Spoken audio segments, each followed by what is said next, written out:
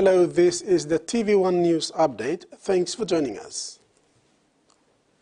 Kumul Petroleum Holdings has stepped up to alleviate fuel shortages in the country with 2 new shipments organized, including Vital Jet A1, sourced from Puma and ExxonMobil. KPHL aims to meet demand for at least 2 months. Managing Director Wapu Song affirmed KPHL's commitment to ensuring a reliable fuel supply, with plans for medium to long-term solutions to stabilize the country's energy industry. The Kokoda Trek Authority hosted a peacemaking ceremony on May 12th at Kovelo village in Oro province. This event aimed to resolve escalating tensions among local landowners who had blocked access to the historic Kokoda Trek. The barricade erected by villagers was at a key checkpoint for trekkers.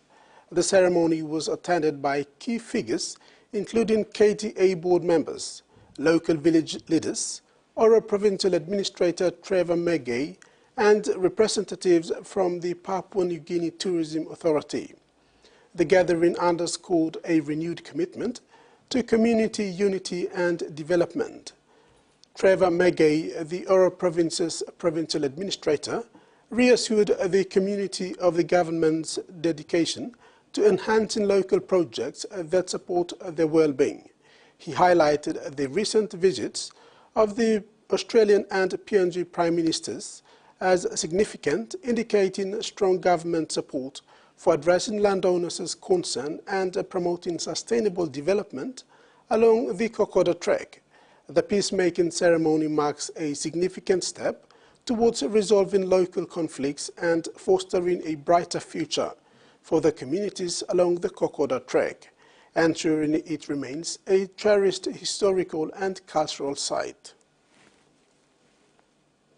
Deputy Commissioner of Police Dr. Philip Mitna is focusing on reinforcing positive changes within the Royal Papua New Guinea Constabulary. Dr. Mitna said this after being stripped of his former position as a Deputy Commissioner, Regional Operations, to now role of Deputy Commissioner of Administration. When assuming office, Dr. Mitna said the Constabulary's executive management will continue to introduce reforms aimed at improving policing services across the nation, but said the biggest challenge now was to win back public support and trust. He said this is due to the tragic events of Black Wednesday on January 10th, where RPNGC lost its relationship with the community, especially here in Port Moresby City, and therefore the Constabulary needs to win back public trust and confidence. Queensland's top doctor has declared a public health alert over the deteriorating mental state of young people. He is pointing the finger at social media. It's a question confronting many families. When should children start using social media? I'm a very old-fashioned person. I think 18 or 16, it's the safest age. I don't know if you could ever come up with just one number. It just follows them everywhere, every moment of the day and night. On most indicators, the health of Queenslanders is improving, but there's deep concern about one measure. That is the mental health of teenagers, particularly girls. The rate of girls aged 10 to 14 being hospitalised for self-harm has tripled since 2008. The mental health of boys has also declined. Queensland's top doctor says it coincides with the rise of social media. A number of jurisdictions around the world have started to implement measures attempting to protect children from social media. He doesn't have a position on legislation, but has outlined new guidelines for families, such as limiting access to social media for children aged under 14, including preventing them from creating accounts. closely monitoring teens when social media is introduced, discussing content with them, limiting the duration of their use, and promoting positive behaviour by everyone at home, particularly removing devices from bedrooms overnight. The major social media platforms currently require children to be 13 before they can register, but it's not policed. South Australia is investigating a social media ban for children aged under 14, a sentiment echoed here in Queensland. I've been supporting this call for social media to be age restricted to those under 14 and to require parental approval for access between 14 and 16.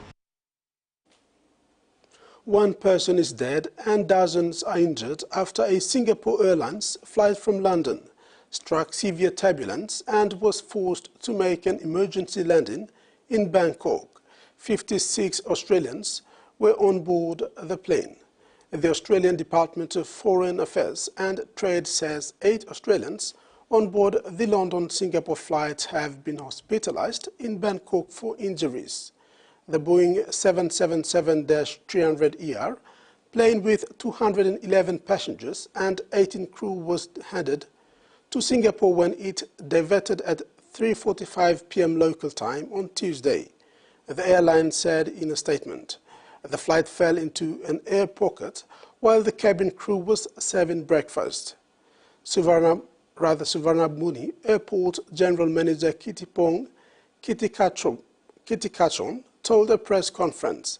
He said a 73-year-old British man died during the incident, likely due to a heart attack. Singapore Airlines also confirmed the death and said 18 people were hospitalised, including a crew member. Mr. Kitty Kachon said head injuries were sustained among 7 people who were critically injured. A promised national memorial for victims and survivors of institutional child abuse, rather sexual abuse, is once again open for design submissions. Here on the shores of Lake Burley Griffin, a place of quiet reflection and remembrance is planned, dedicated to the victims and survivors of institutionalised child sexual abuse. It's an opportunity to publicly acknowledge the trauma of what people have been through is a good thing. After enduring years of childhood abuse at the hands of his second cousin, a priest, quiet is something Josh often seeks. I do find myself looking for places where I can be alone with my thoughts, but also the type of place that I could take my family. He's unimpressed by delays to the project. With all that's happened, the pushback and the delays, I just feel like it's another opportunity for survivors to feel like they've been forgotten about a little bit. First recommended in 2017 by the Royal Commission into Institutional Responses to Child Sexual Abuse, a design competition for the memorial was launched in 2021. In early 2022, an initial design of 98 freestanding glass archways over a field of flowers was announced with much fanfare. But this has been shelved due to complex construction challenges, according to the Department of Social Services, leading to a second design tender this year. In releasing the new tender, which closes next month, the National Capital Authority says it's seeking a creative and trauma-informed design. It says the preferred design will acknowledge victims and survivors in a sensitive and respectful manner. Delays and the scrap design mean costs have also increased, from the $6.7 million allocated in 2020 to $7.9 million. The government says construction on the memorial is expected to begin next year, and it should be done by 2026, 3 years later than was initially promised. For survivors like Josh Burns, that can't come soon enough. The NCD Corporate Dart competition is gaining momentum, now into round 9, with a few more rounds gaining before the finals early next month. The 26-team tournament has been so competitive, with new teams just joining the competition this year and putting up some good darting. Teams showing solid performance since the start of the first leg of the NCD Dart Association organised tournament are TIL Dartrons, PNG Power 542, BSP Bulls 2, BPNG Aero 1 and DG Shell in Pool A, and in Pool B, PNG Power Chiefs still show dominance according to the tournament coordinator, Gairo Pepena. The performance of the respective teams is unpredictable, with the best team with good team spirit coming out each night. The inaugural Highlands Regional Youth Games is set to be hosted at the National Sports Institute in Goroka, Eastern Highlands Province this year, scheduled to commence on 1st of July and ends on 6th. The Games Organizing Committee have agreed to host these sports: soccer, volleyball, basketball, touch footy, athletics and inclusive sports for all para-athletes. A total of 35 districts in 7 Highlands provinces have thought to participate in the event. It is expected to be one of the most successful sporting events of the youths. The Momasa Regional Youth Games last year was a success too. Theme of the inaugural Highlands Youth Game is putting young people at the center of sustainable development. And that's being the midday news update. Join us at 6 for more.